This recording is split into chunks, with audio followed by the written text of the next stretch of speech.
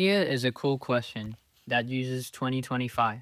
Prove there are no integer solutions to the equation n1 to the fourth plus n2 to the fourth, so on to n8 to the fourth. Make sure to pause and try solve for yourself. And here is the proof. This uses a very cool property using modular arithmetic. For people that don't know modular arithmetic, we basically say, let's say there's a number called a, and then we consider it in modulo p.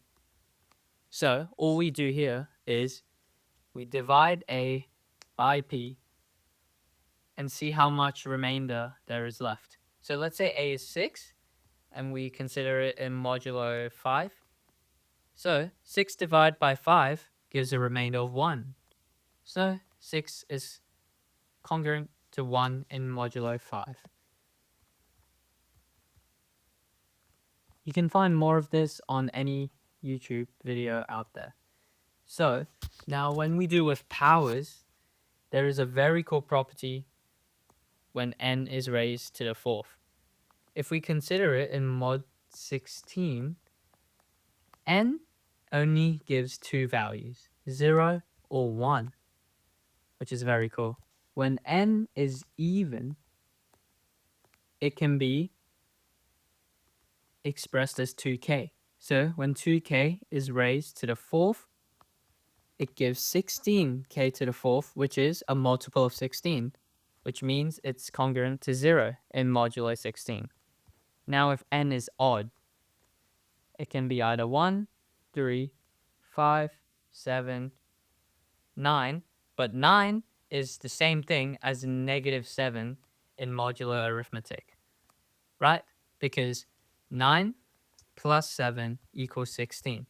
So 9 in mod 16 is the same thing as negative 7, because we can add 16 here to get the same value.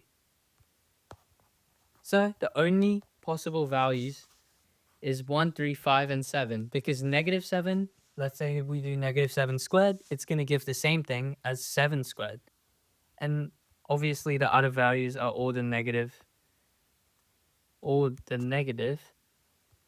versions of the positive ones. So when we square these, 1 squared gives 1, 3 squared gives 9, 5 squared gives 25, which in mod 16 is 9, because 16 plus 9 is 25. Now 7 squared gives 49, which is 1 bigger than 48, right? Which is a multiple of 16. So 7 squared is congruent to 1 modulo 16. So when these numbers are squared, we only get these two values. Now remember, we're doing n to the fourth, so we have to square these again. 1 squared gives 1, 9 squared gives 81, which is again congruent to 1 mod 16. So when n is odd, we only get 1 mod 16. Let's just write that down.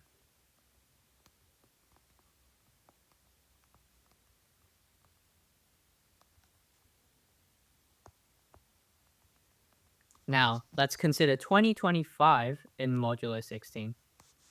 2025 is congruent to 9 mod 16. You can check this by dividing 2025 by 16 and finding the remainder. So now, let's finish off the question. Remember, there's only 8 values on the left-hand side. So when there's 8 values, each n, let's say n to the k, fourth, is either 0 or 1. So the left-hand side has a max of 8, because let's say each one's 1, which is the maximum it can take using this.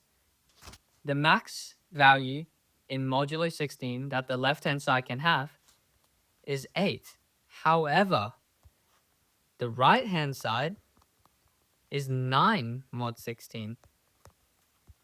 So 8 is smaller than 9. And remember, 8 is the max of the left-hand side. So there cannot be any integer solutions to this equation. It's extremely hard to see this at first when you haven't done modular arithmetic, but hopefully now, when you see anything raised to the fourth, you might consider to use modulo 16, which only gives n as 0 and 1. Now, if you want homework, you can write this out into a better written proof. Hope we all have a great 2025.